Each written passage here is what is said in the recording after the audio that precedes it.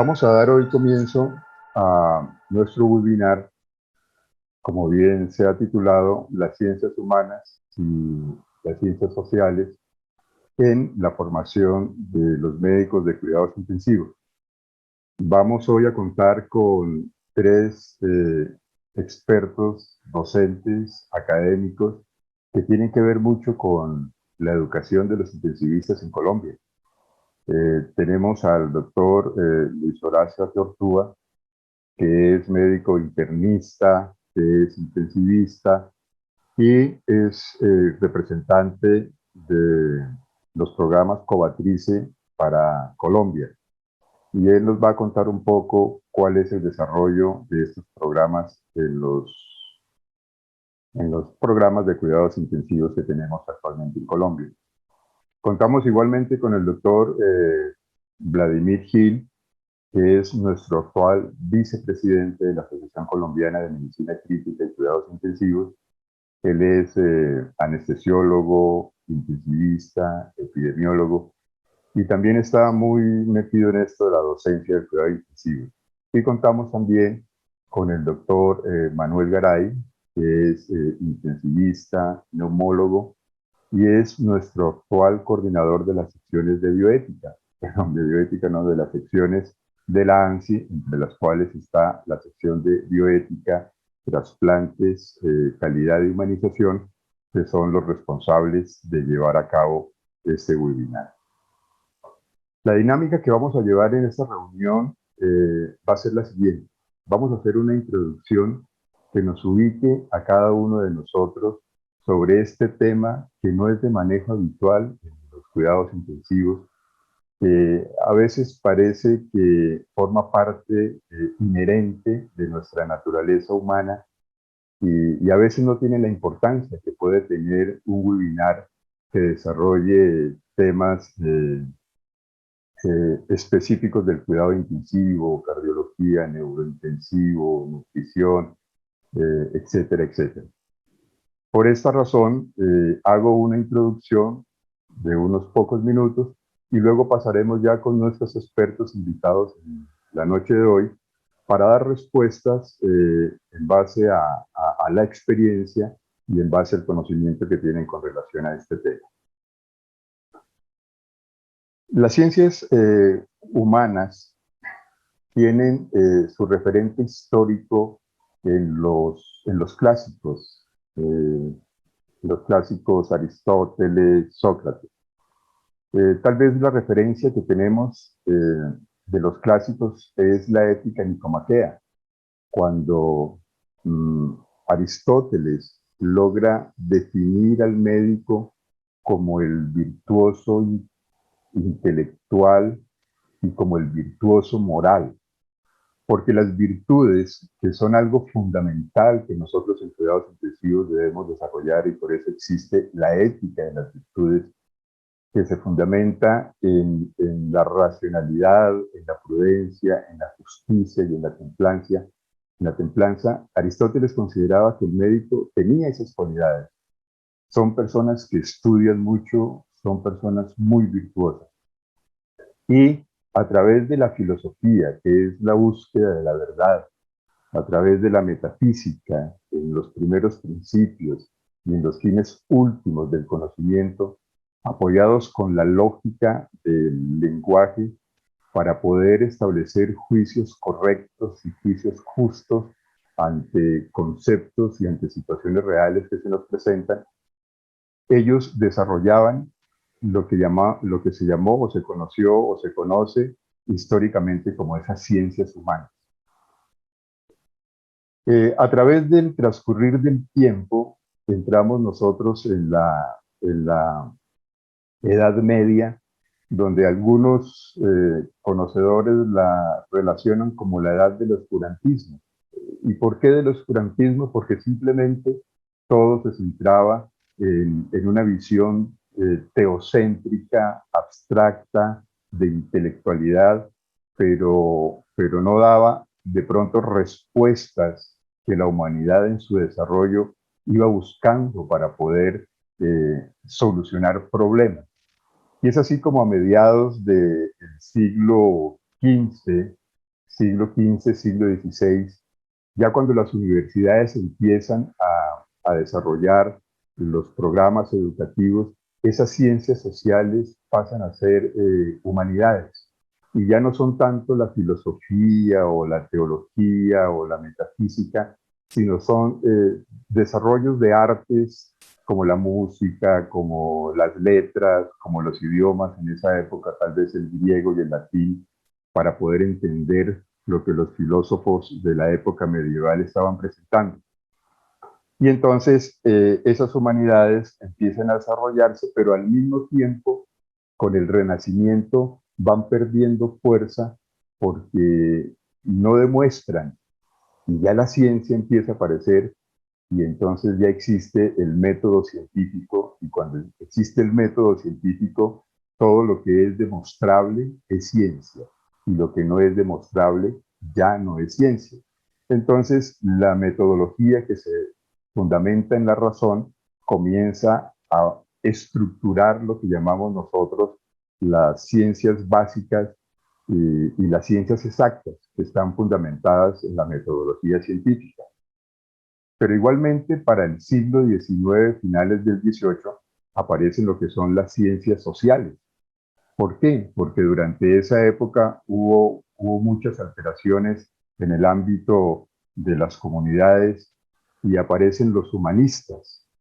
Los humanistas no tienen nada que ver con la humanización, no tienen nada que ver con las humanidades, no tienen nada que ver con las ciencias humanas, pero parten de un concepto muy antropocéntrico, en el cual el hombre con sus capacidades y con sus cualidades puede llegar a desarrollar eh, valores, principios que se fundamentan en el conocimiento, no solamente intelectual, sino en el conocimiento que va a desarrollar la parte ocupacional.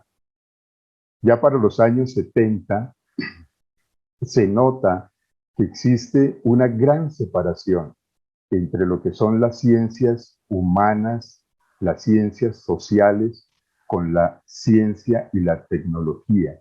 Y el mundo se vuelve un poco más tecnocéntrico, donde todo gira en relación a la ciencia, y si la ciencia lo establece a través de la tecnología, que es, digámoslo, el brazo armado de la ciencia, empiezan a, a presentarse ese distanciamiento. Y es cuando aparece la parte relacionada con la bioética. Y es Potter quien establece ese puente, como él lo llamó, ese puente entre las ciencias empíricas y entre las ciencias que tienen que ver con el valor humano, es decir, con la ética, y las ciencias empíricas que tienen que ver con la biología. Y es así cuando se está desarrollando no solamente la bioética ambientalista que hoy conocemos, que tiene que ver mucho con la parte del ecosistema y con el medio ambiente, sino la ética clínica y la ética médica, que no se le atribuye directamente a Potter, pero sí se le atribuye a un ginecobstetra holandés, el doctor Helleger, quien se dedicó al estudio de la fisiología del feto y entabló en esa investigación pues tantas dudas y tantos dilemas que hoy día tenemos con relación al principio de la vida, y que hoy es un tema de actualidad en el mundo, como es el aborto, y que es parte de lo que compete a esa formación dentro de esas ciencias sociales y esas ciencias humanas.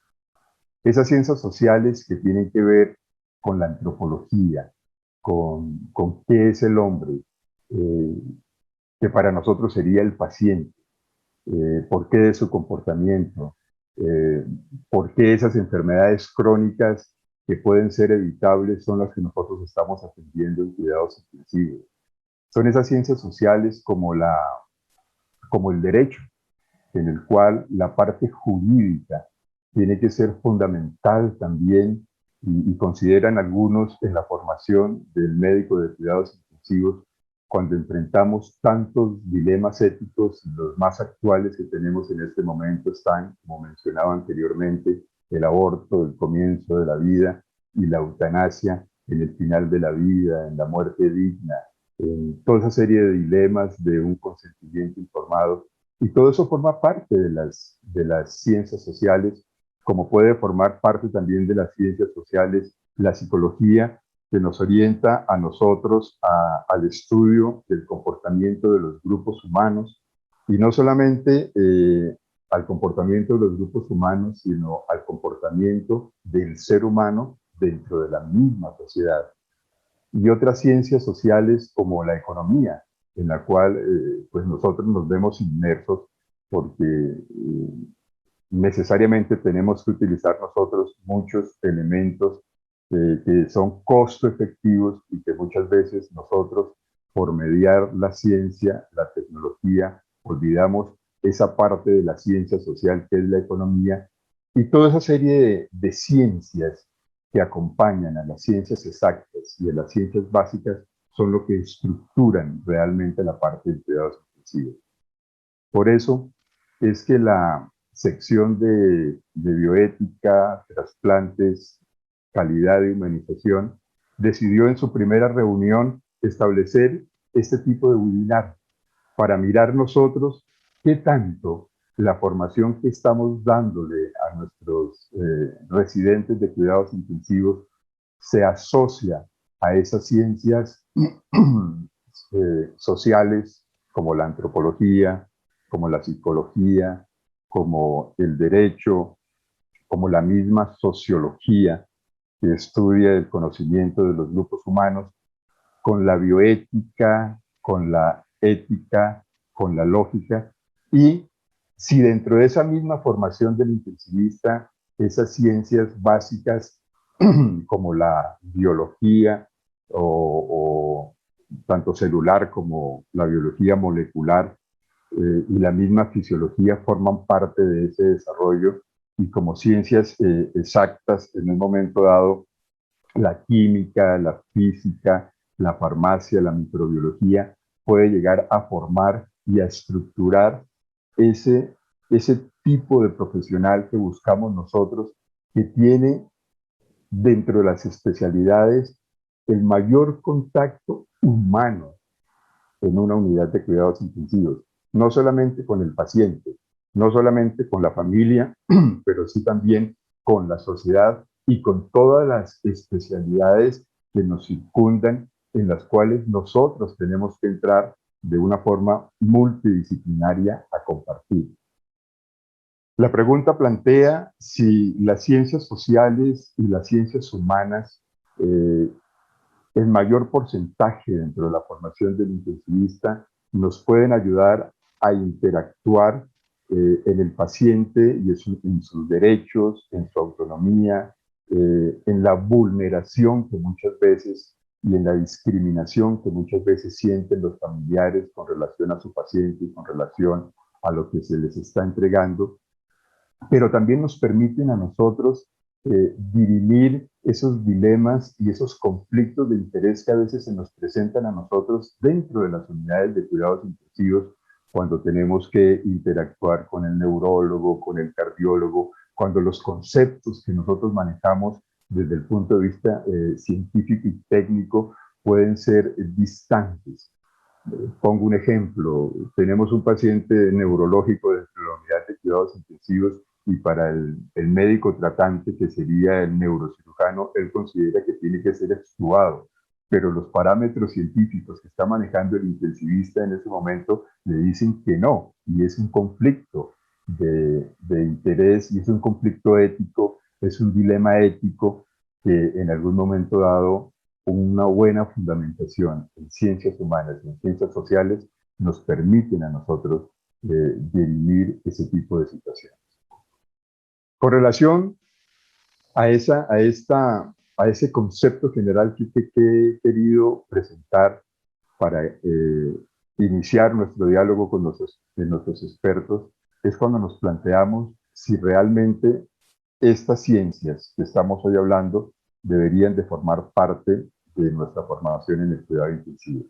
Por eso voy a invitar inicialmente a nuestro primer panelista, que es el doctor Vladimir Gil, para que nos oriente y nos comparta su experiencia a esta pregunta que se le va a plantear. Si realmente, doctor Vladimir, usted considera que las ciencias humanas y las ciencias sociales deben de formar parte de la estructura de los programas académicos en la formación del intensivista actualmente. Entonces, doctor Vladimir Gil, lo dejo para escuchar su respuesta con relación a esa primera pregunta.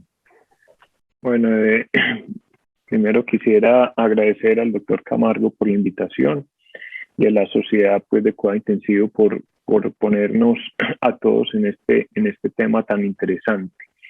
Pues y tan de moda que estamos pasando por una crisis social importante, no solo a nivel de Colombia, sino a nivel mundial. Y yo creo que parte de la medicina, yo quisiera empezar con una frase teniendo en cuenta que la medicina, y cuando hablo de la medicina no son los médicos, sino todo lo que tiene que ver con el campo médico, paramédico, enfermería, terapias, nutrición, todo esto que embarca el contacto con un paciente. Y es que verdaderamente la disciplina médica podríamos decir que es la disciplina más humana o más social de las ciencias biológicas, ¿cierto? Y como algunos otros dicen, pues es posiblemente la disciplina más biológica de las ciencias humanas y de las ciencias sociales. Entonces es imposible separar la disciplina médica de las disciplinas humanas y sociales. ¿Qué más que esta pandemia nos ha demostrado el papel del médico en la sociedad, ¿cierto? El papel de todo lo que representa la medicina en la sociedad. Y entonces la pregunta es si nosotros como docentes, ¿verdad?, tenemos una deuda con nuestros estudiantes. Yo no sé si son los programas o las universidades quienes pueden decir que, no sé, los estudiantes son los que pueden decir si nosotros tenemos una deuda con la formación, con esa formación social y humana que requiere el cuidado intensivo, que es muy importante. Entonces, las primeras reflexiones es que posiblemente yo no sé si después de que nuestros estudiantes hacen 2 años y ahora en algunas especialidades, pues no como su especialidad, sino como especialidades 4 años, si pasan por la universidad y pasan por nuestros programas de cuidados intensivos y obviamente adquieren unas destrezas, unas técnicas, unas habilidades y unos conocimientos, pero si verdaderamente nosotros estamos formando mejor personas, ¿cierto? Y eso es pues lo fundamental en la disciplina social y humana, yo creo que en la medicina, es que nosotros como intensivistas tenemos que formar no mejores intensivistas, sino mejores médicos, sino posiblemente mejores personas. Y entonces yo sabía que iba a hablar un poquito de esto si le pregunté a varios y yo les preguntaba, ¿ustedes creen que hay intensivistas malas personas? Y no sé, les dejo ahí la respuesta a ustedes. Hablando de malas personas, yo no estaba hablando de malas personas, pues es que los intensivistas ni matan, ni atracan, ni roban, ni secuestran, ni no. Malas personas en el ámbito de la ciencia, entre comillas, de la ciencia y de las humanidades, es eso que hablabas de la relación que tiene un intensivista con el entorno social de las personas. No solo es el entorno, porque voy a concentrarme más en esa posibilidad de que los intensivistas sean mejores personas, porque pues la medicina trasciende más allá del hecho simplemente social de poder cambiar una sociedad, y lo vimos en la pandemia, el papel importante que tenía la medicina y que se juntan todas estas disciplinas sociales, economía, psicología y todas estas cosas. Pero yo voy a la parte más humana y a la parte, verdaderamente, si la deuda que nosotros tenemos es el programa o a veces la universidad.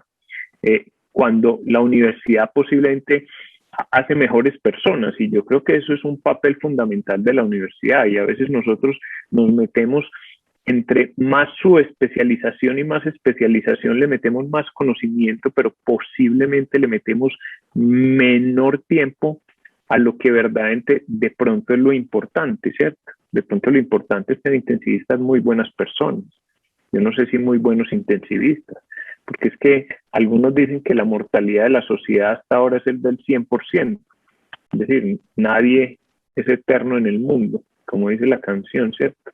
Entonces, si todos nos vamos a morir y la mortalidad es del 100%, pues entonces, ¿qué es mejor? ¿Sacar mejores personas o sacar mejores intensivistas, ¿cierto? Entonces, pues yo sé que no me puedo alargar mucho, pero yo creo que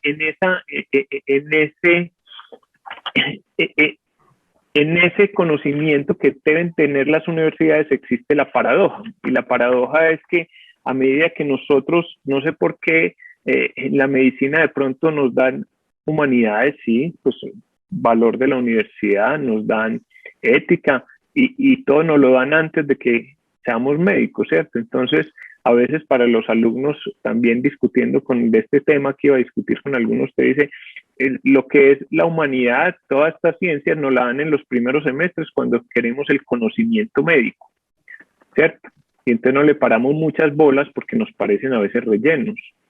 Y cuando ya tenemos ese conocimiento médico, ¿sí? Y hacemos una subespecialidad, posiblemente nos llenan de conocimiento científico y ya cuando queremos el conocimiento de todo esto, de la parte humana, de todas estas cosas, ya no tenemos acceso a ese conocimiento, porque posiblemente las universidades no sé hasta qué punto puedan dar este conocimiento de que tengamos intensivistas mejores personas, en el sentido de que eso no creo que se aprenda en seminarios, ¿cierto?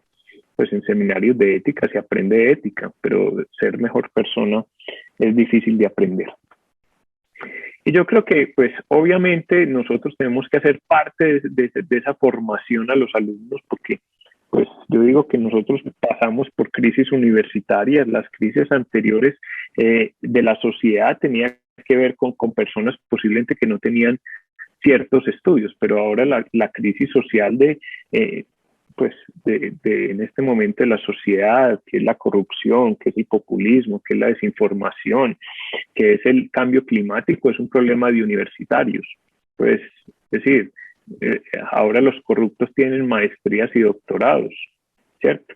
Entonces, ¿cuál es ese papel de la universidad en formar mejores personas? Y yo creo que eso no dista mucho de lo que necesita un intensivista, porque un intensivista todos los días está sometido a esa interacción con las personas, las familias y todas estas cosas que hacen que verdaderamente su verdadero conocimiento no solo es el técnico, sino es el conocimiento humano y que tiene que ver con todas estas ciencias sociales y estas ciencias humanísticas, pues.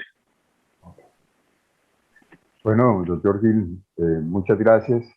Pienso que usted le ha dado la importancia y el puesto que se merece y el llamado a esa necesidad que tenemos de hacer mejores intensivistas basados en la parte humana que nos haga entender la problemática del hombre moderno, de la sociedad moderna que sufre y que se siente en algún momento vulnerada, no tanto por nosotros los médicos, sino a veces por el sistema.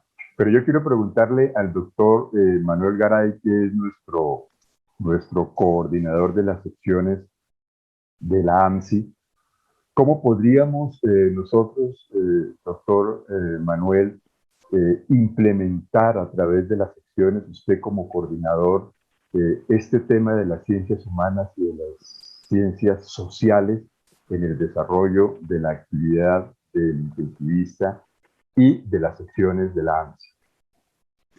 Doctor Camargo, muchas gracias por la invitación y a la AMSI por tener en cuenta el espacio que amerita hablar de las ciencias humanas en salud.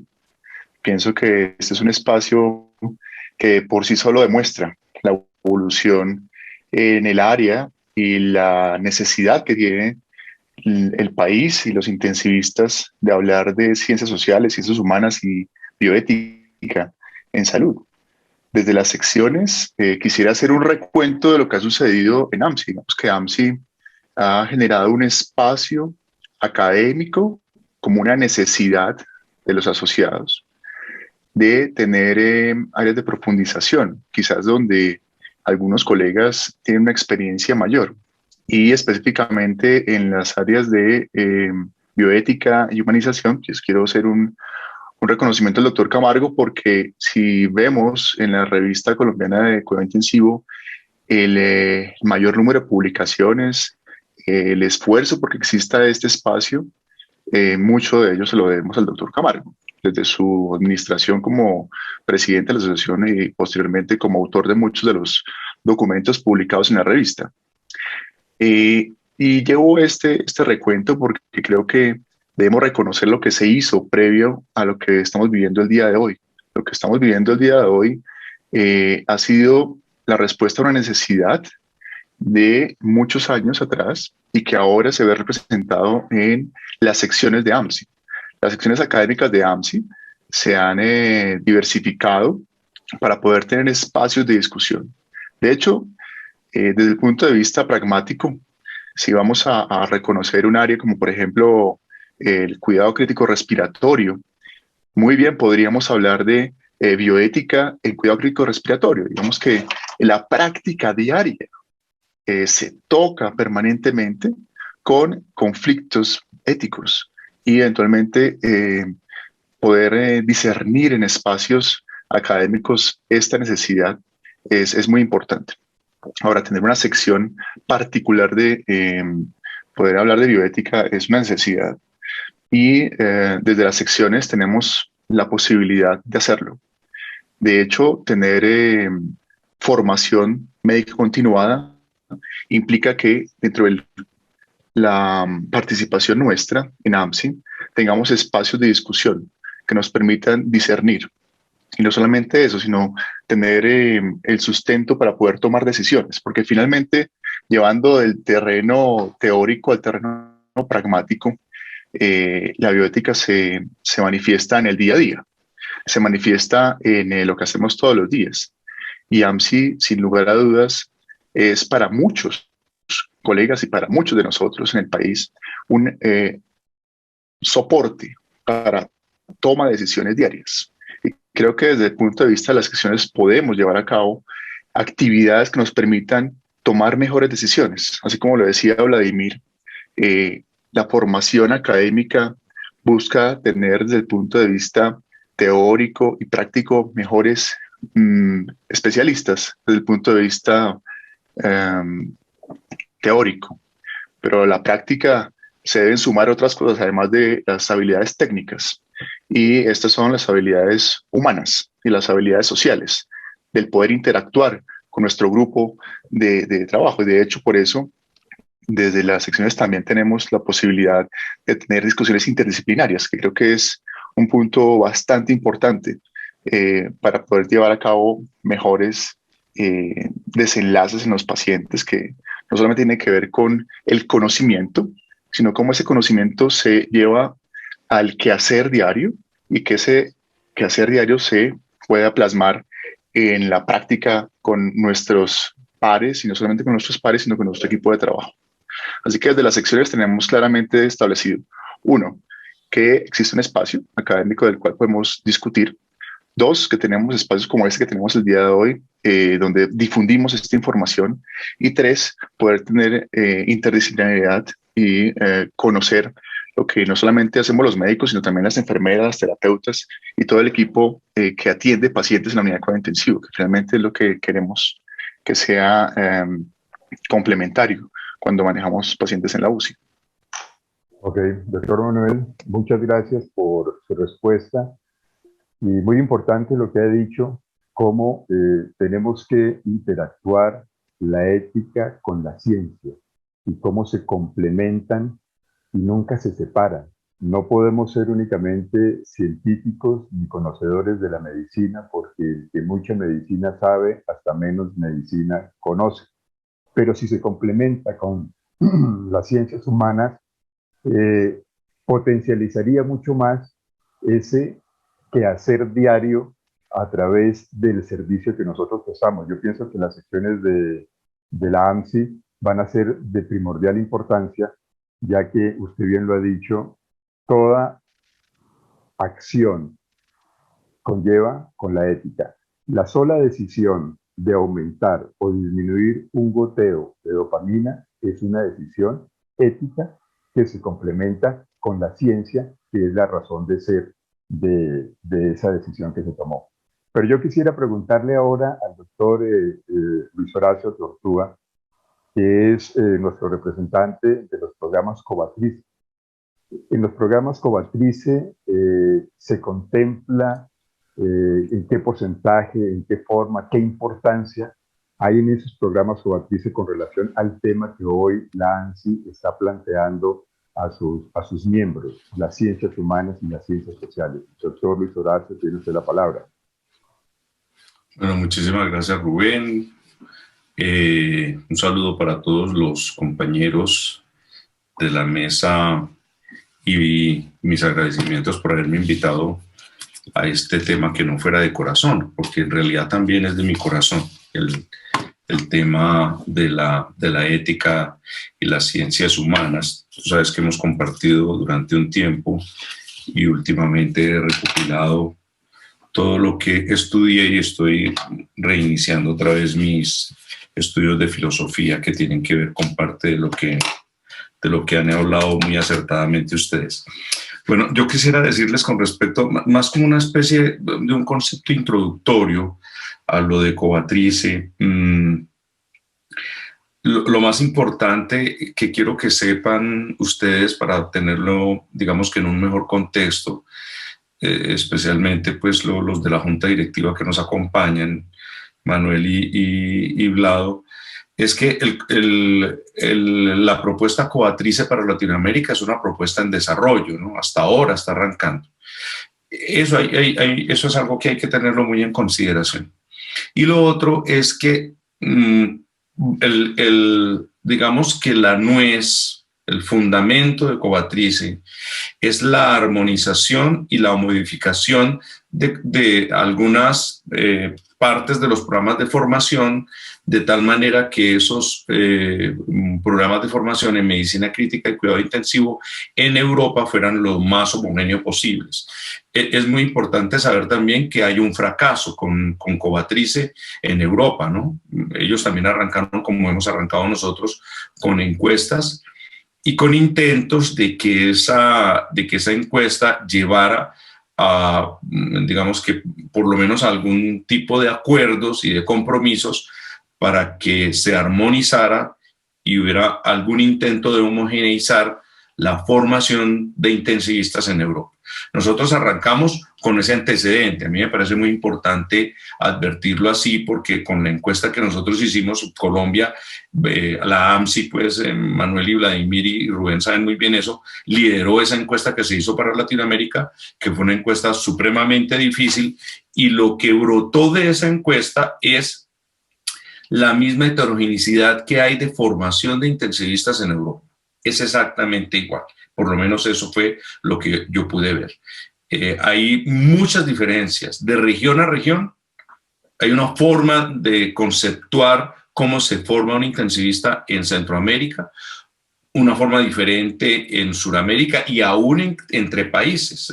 Hay una distancia muy grande entre México y Brasil, por ejemplo, no solamente desde el punto de vista geográfico, sino desde el punto de vista conceptual, sobre cómo formar un intensivista, si se forma desde los primeros años, desde que se gradúa como médico, o si se forma como un subespecialista. Pero más que eso, más allá, y por eso quiero tocar esos temas porque tienen que ver con la pregunta que me hace Rubén, es si ahí sí se le presta la suficiente importancia a los conceptos antropológicos, sociales, éticos y humanos que tendrían que tocarse con la formación de intensivistas. El proyecto Covatrice está dividido en dominios, tiene 19 dominios. De esos 19 dominios, no hay un dominio que se llame específicamente humanización en UCI. Ese es un proyecto nuevo que todos sabemos que lidera un colega español, que es un proyecto que a todos nos tiene enamorados. Creo que varios de nuestros programas y unidades de cuidado intensivo en Colombia ya están vinculados a ese proyecto. Me parece a mí que es un proyecto muy bonito, que está jalonando mucho, pero no es un proyecto que esté vinculado a Covatrice. Muy seguramente es un proyecto que, si esto evoluciona, se va a vincular en algún momento. De esos dominios, de esos 12 dominios, les contaba solamente, hay 2 dominios en donde se tocan temas que tienen que ver con, algunos de manera muy tangencial, otros de manera más puntual, que tienen que ver con la humanización, la ética y el relacionamiento médico-paciente, paciente-médico y médico-colegas. Son dos dominios que se llaman, uno se llama confort y recuperación, que es el dominio 7, y otro se llama atención de pacientes terminales, que es el dominio 8. Como son dominios y es una formación basada en competencia, lo que promueve Covatrice, entonces obviamente eso está dividido de manera lo más metódico posible en 3 aspectos fundamentales. ¿Cómo se maneja el proceso? O sea, cómo un estudiante en formación como intensivista maneja el proceso para cada uno de los dominios. Para el caso que estamos tocando serían los dominios de confort y recuperación y atención del paciente terminal. Y después de eso, cómo son sus habilidades y cuál es su actitud. Después de las habilidades, cómo es su actitud. Entonces ahí sí encuentra uno, por ejemplo, que hay algunos conceptos como principios básicos de autonomía del paciente, que es, digamos que lo toca tangencialmente, pero tiene mucho que ver, si uno pone el foco con lo que estaba diciendo Rubén sobre la autonomía del paciente, determinar hasta qué momento quiere llevar su recuperación o su sufrimiento, o si quiere parar su sufrimiento y no quiere escalar en terapia. Eso es una cosa que hay que enseñárselo mucho a nuestros estudiantes, porque yo lo que veo, bueno, yo recibo estudiantes de 2 o 3 universidades, algunas de la misma ciudad donde trabajo en Medellín y de otras universidades de otras regiones del país, y yo veo que hay un tremendo desconocimiento sobre eso. Es decir, hay muchos temores y el temor generalmente estriba, se sustenta en el desconocimiento que tiene sobre cómo debe ser la actitud ética, cuál debe ser el respeto que se le tiene. El mejor ejemplo lo puso Vladimir con respecto, por ejemplo, a la eutanasia que se tenía que hacer en una de las IPS de acá de Medellín. Entonces, digamos que todo lo toca tangencialmente, pero no hay, para responderte en claro la pregunta, dentro del programa Covatrice o dentro del proyecto Covatrice, mejor no hay un título dentro de ese organigrama, no hay un aspecto específico dirigido al aprendizaje, a la enseñanza de la humanización, de la bioética y del acercamiento a los pacientes. Para terminar, bueno, de pronto te respondo ahora más tarde, o la gente del público, cosas sobre Covatrice, pero yo quisiera tocar 2 puntos de algo que ustedes han dicho que me parece supremamente importante. Con respecto al concepto de la ética, la velocidad de la evolución de la ética y la enorme evolución en la que va en marcha el desarrollo tecnológico y el experimental, es avasallador. Yo tuve la oportunidad durante mi maestría de estudiar ese tema porque estábamos estudiando el desarrollo tecnológico, digamos que la velocidad en que aparecen los desarrollos tecnológicos y los experimentos en países desarrollados, en países donde se aporta más del 3% del Producto Interno Bruto para desarrollo tecnológico. Corea del Sur, Alemania, Noruega, esos países.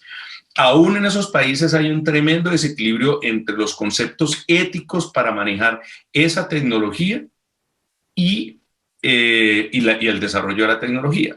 Mientras uno está aprendiendo cómo determinar, por ejemplo, a quién se le pone un dispositivo de asistencia extracorpórea, en cuestión de 2 años, sin que ni siquiera los filósofos, nosotros hablábamos eso con la gente del Instituto de Filosofía de la Universidad de Antioquia, que eran nuestros profesores, en ese tema de la bioética, y ellos nos decían, mire, es que es tan acelerado, hay tanta información que se viene y el desarrollo es tanto que eso nos cogió por fuera. La ética nos cogió por fuera de ese desarrollo. Pero lo peor es que la ética está por fuera no solamente del desarrollo tecnológico, sino de la abrumadora cantidad de nuevas patologías, de nuevos desarrollos nosológicos, o más bien de efectos nosológicos, por ejemplo, de virus nuevos, de cambios climáticos. Es tan avasallador eso que incluso los coge por fuera de base a los mismos filósofos. Hay un documento que les recomiendo mucho, no sé si lo leyeron, pero es un documento que a mí me parece muy hermoso, que se llama Sopa de Wuhan, y es una es un documento escrito por filósofos, hablando, por ejemplo, de la ética, de cómo enfrentar éticamente una pandemia tan acelerada como eso, y cómo enfrentar, por ejemplo, la utilización de tecnología para una persona que por una cosa nueva que nos cogió a todos fuera de base, no tenemos esos principios, no tenemos esos conceptos. Si intubar o no intubar a una persona que sabemos que no se va a recuperar. O si dejar intubado, por ejemplo, a un paciente que sabemos después de una semana de una lesión pulmonar, lo que lo dejó fibrótico, que es lo que estamos viendo en las UCIs de recuperación de COVID, pacientes que no tienen futuro. Entonces, quería simplemente poner eso pues como en el tapete para el debate, que me parece muy importante para que sigamos nuestra discusión. Muchas gracias. Gracias, doctor Luis Horacio, por su respuesta y por sus apreciaciones, porque definitivamente las decisiones nuestras, sigo insistiendo, tienen una fundamentación ética. Cualquier decisión que tomemos dentro de la unidad de cuidados intensivos. Pero quisiera preguntarle ahora al doctor Vladimir Gil, cómo parte de esas decisiones o de esa estructuración que le estamos dando al residente, desde el punto de vista de la sección de bioética, ¿cómo ve usted la aplicación de la bioética, la aplicación de la donación de órganos, del trasplante de órganos, de la calidad en la atención y la humanización en el desarrollo que estamos llevando nosotros con la formación de los cuidados intensivos? ¿Qué puesto podría tener la bioética, la donación de órganos? Porque en este momento vemos cómo países están desarrollando unidades de cuidados intensivos orientadas a la donación de órganos, y nosotros en la Asociación Colombiana de Medicina Crítica y Cuidados Intensivos no tenemos ni siquiera un curso formal para el intensivista, y prácticamente donación trasplante está fuera del pensum. Se menciona, pero no se revisa ni se analiza. Lo mismo está sucediendo con la bioética, la humanización, a pesar de que existen en este momento corrientes en las unidades de cuidados intensivos donde establecen esto como parte fundamental. Es una parte teórica, conceptual, que no llega al nivel del conocimiento científico y tecnológico que tiene el intensivista. Entonces, doctor Vladimir, ¿cómo ve usted eso de la bioética, la donación, el trasplante, la calidad en nuestros programas y en nuestras unidades de cuidados intensivos? Bueno, yo quise hacer una pequeña investigación de los programas de cuidado intensivo en Colombia, ¿cierto?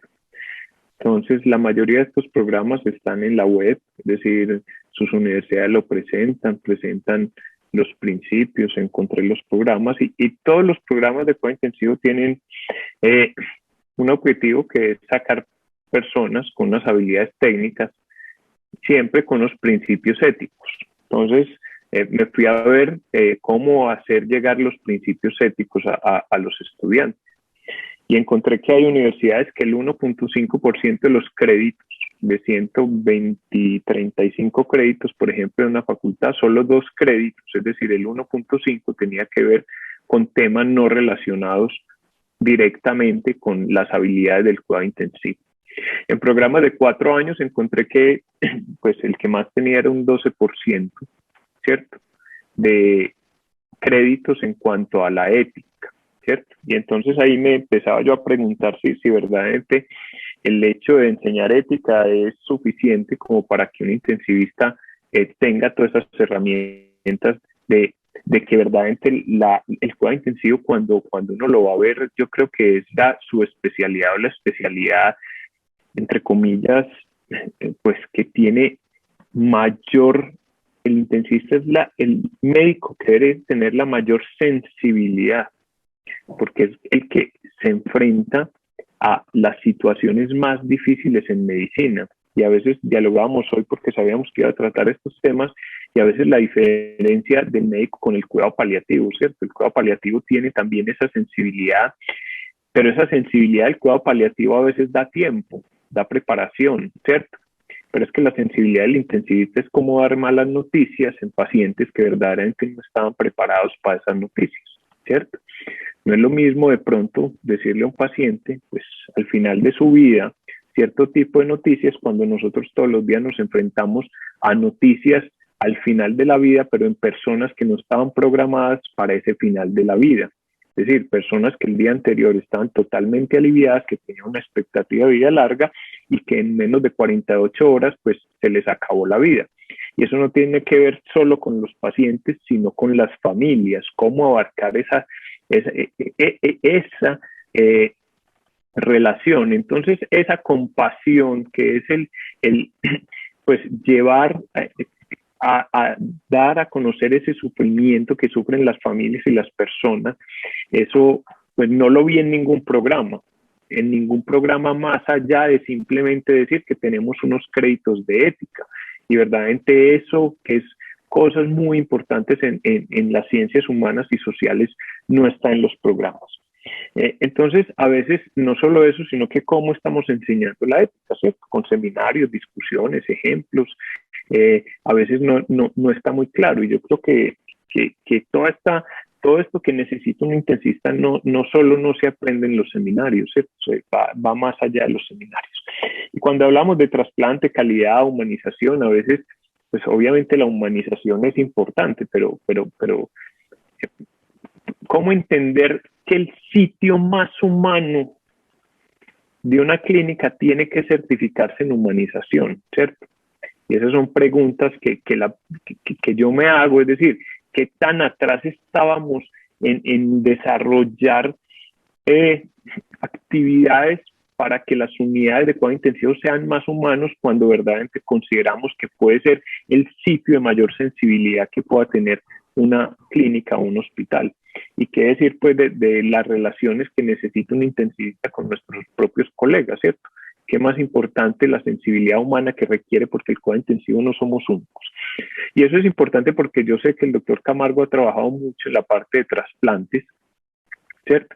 Y verdaderamente la formación pues, de trasplantes actuales es obligatoria, pero yo creo que si no la hacen obligatoria, y no es obligatoria, pues es un certificado que hay que hacerlo por el Instituto Nacional pues en diferentes partes, pero si no lo ponen obligatorio, posiblemente no hubiera ningún entrenamiento en este campo, ¿sí?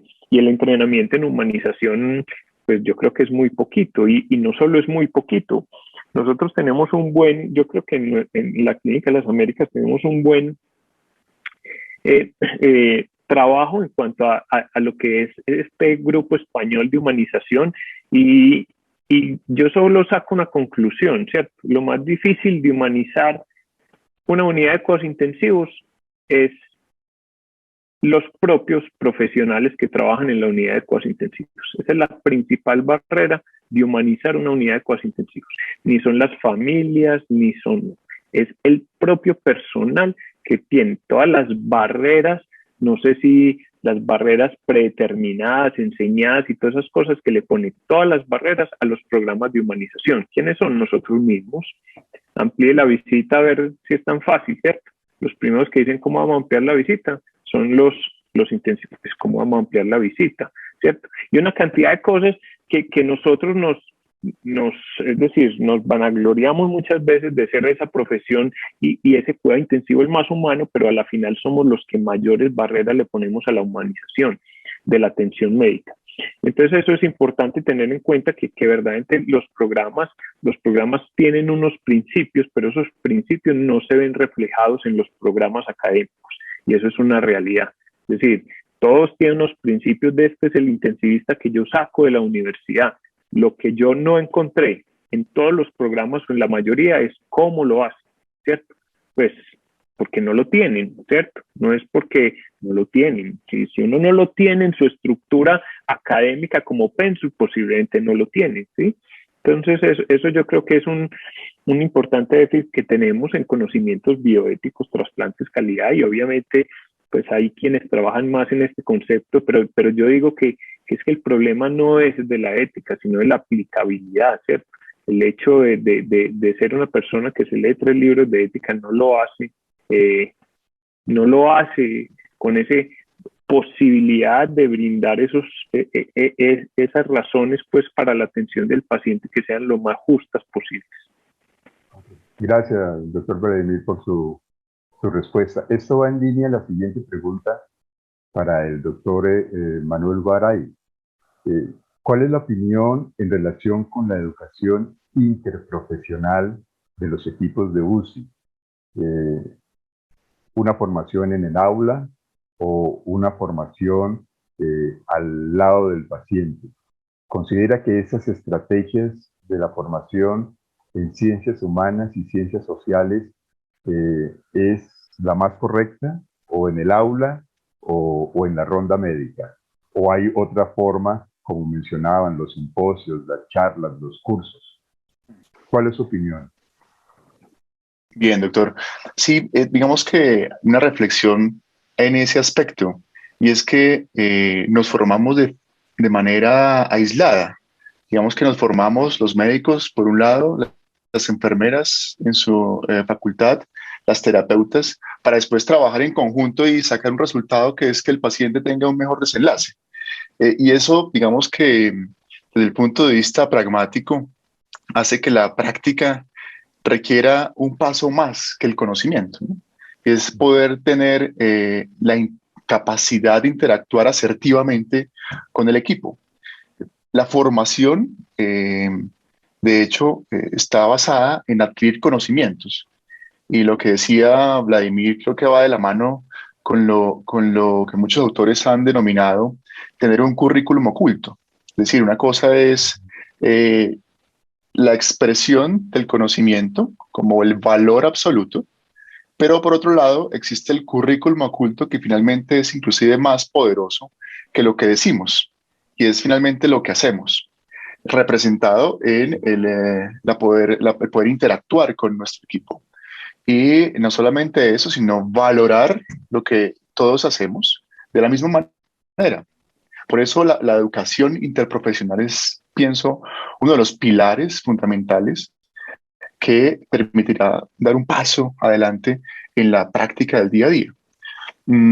Solamente hasta que nos enfrentamos a un paciente en urgencias con un infarto de miocardio, hasta ese momento podemos conocer que yo no soy quien administra el medicamento trombólítico, sino que debo interactuar con una enfermera que a su vez va a administrar el medicamento y debo interactuar con una terapeuta respiratoria que me va a ayudar a tomar decisiones y quizás en conjunto tomemos mejores decisiones, ¿no? Lo más cercano a eso, desde el punto de vista eh, educacional y formativo, serán los escenarios de simulación, porque realmente en los escenarios de simulación podemos conocer de los mapas mentales de cada uno de los que estamos interactuando. Yo puedo tener un precepto que va en contravía de lo que piensa, por ejemplo, el grupo de enfermería en el manejo de un paciente, pero solamente hasta que me enfrento al escenario real es cuando me doy cuenta de eso y quizás ya con un paciente en condición crítica no sería el mejor escenario para poder afinar y eventualmente hacer un debriefing que se hace en simulación para poder conocer cuál es su pensamiento y el mío y cómo podemos optimizar esos espacios de interacción. Entonces, digamos que existen dos elementos del currículo oculto que quería traer a discusión porque lo que decía Vladimir, lo que decía el doctor Horacio, de una cosa es lo que hacemos, ¿cierto? Y otra cosa es lo que aprendemos. Ojalá fuera lo mismo, ¿cierto? Pero quizás nuestro ejemplo como docentes va a ser más valioso que lo que podamos decir a los estudiantes en el aspecto ético.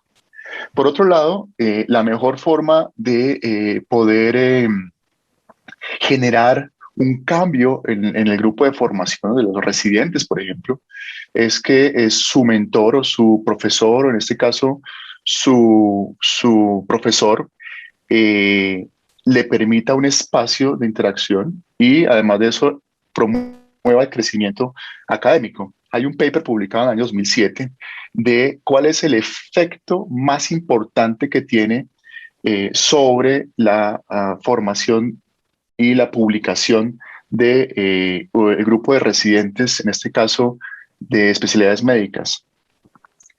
El efecto más importante, calculado con el OR, por encima de la unidad fue que su mentor, su profesor, fuera también autor de papers que hablaran del tema.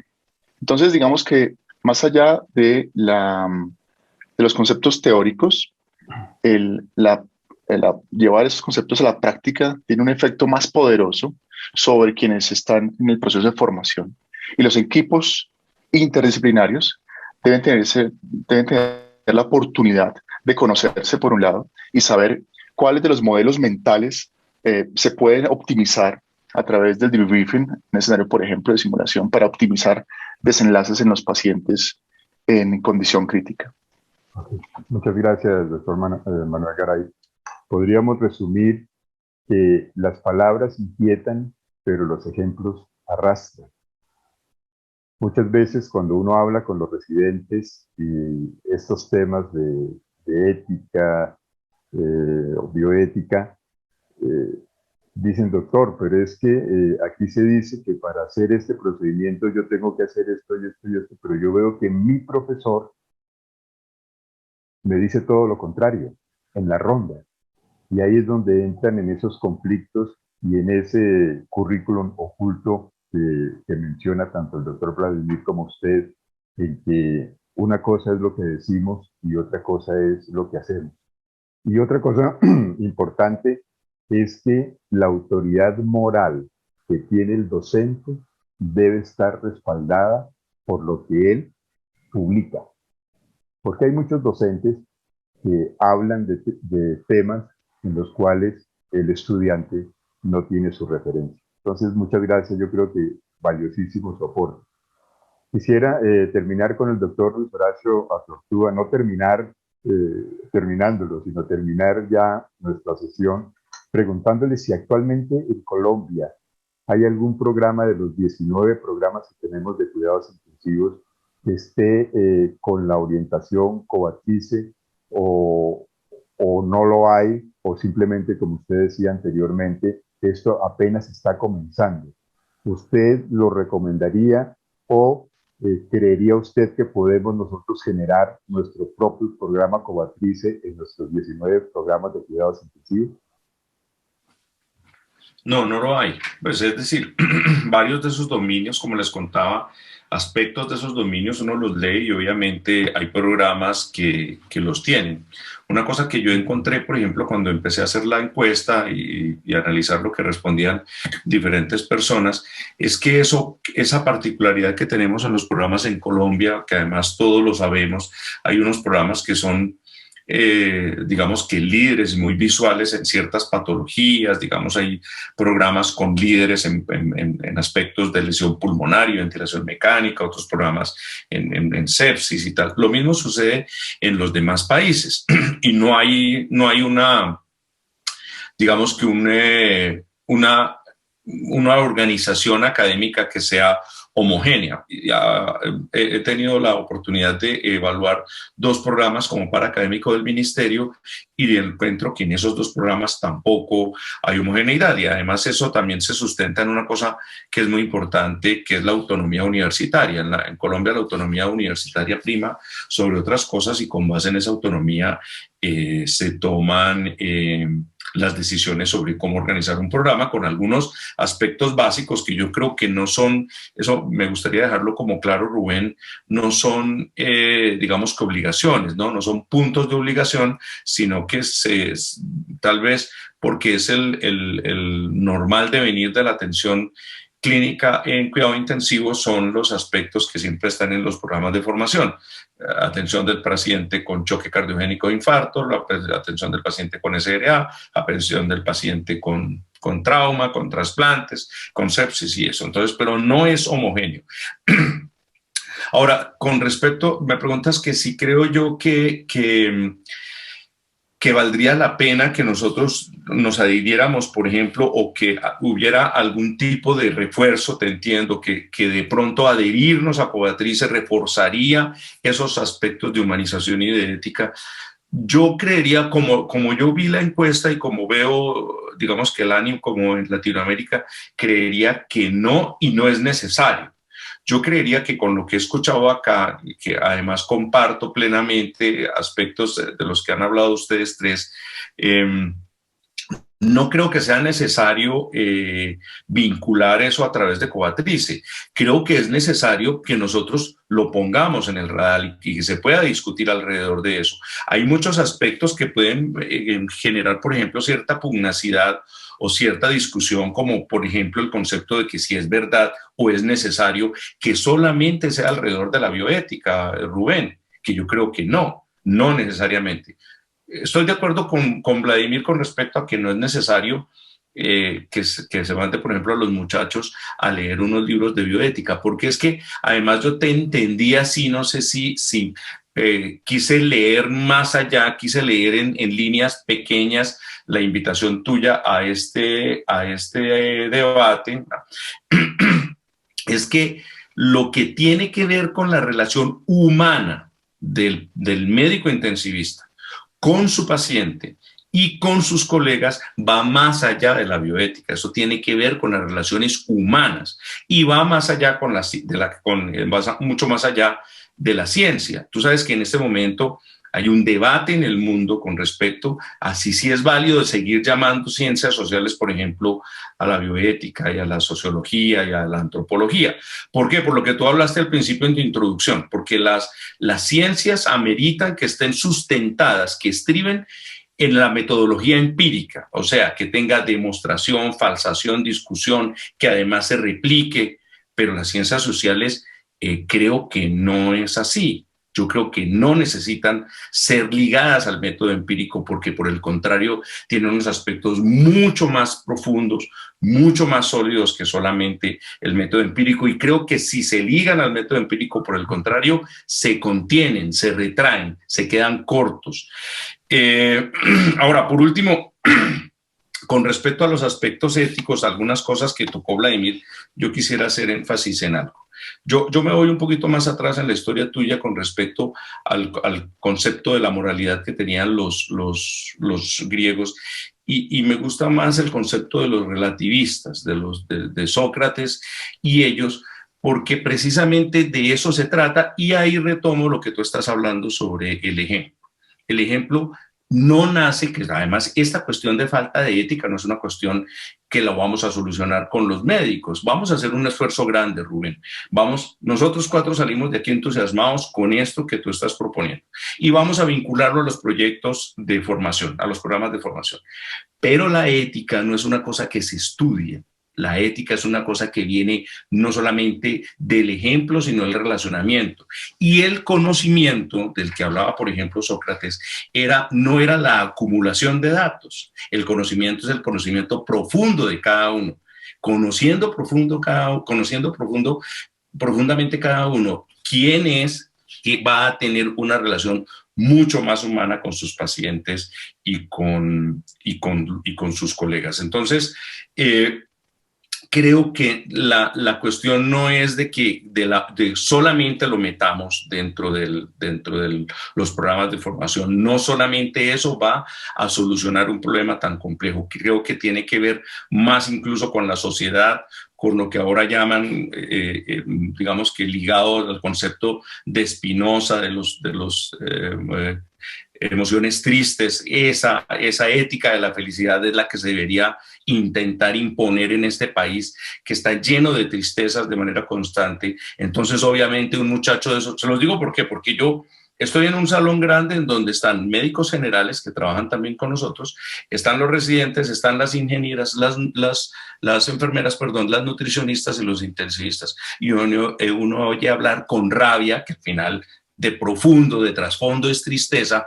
Todo el mundo está con tristeza y en un país tan terriblemente violento, tan falto de una verdadera moralidad y tan falto de que no se le asigne la moralidad de uno, por ejemplo, mía, si soy católico, o mía, si soy cristiano, que es básicamente lo que le pasó a esta señora a la que no le hicieron eutanasia. Le están asignando una moralidad que además era criticada por esos relativistas socráticos de la antigua Grecia. Entonces, en resumen, yo creo que es una cosa que es más del ser humano, de que nosotros le enseñemos con el ejemplo, eso que acabas de decir, hasta Sir William Osler lo dijo hace mucho tiempo, hay que enseñar al lado del paciente y hay que enseñar con el ejemplo. Eso me parece que es lo más fundamental. Correcto. Bueno, me parece muy interesante todas las apreciaciones, todos los aportes que han dado ustedes a este webinar. Pero quisiera dejar abierto de pronto el canal hacia alguno de los participantes que se han mantenido muy constantes y muy atentos. Quisieran hacerle alguna pregunta a nuestros tres panelistas, al doctor Vladimir, al doctor Manuel o al doctor Luis Horacio. Entonces, queda abierto el micrófono o si alguno quiere levantar la mano para hacerle la pregunta a cualquiera de nuestros panelistas.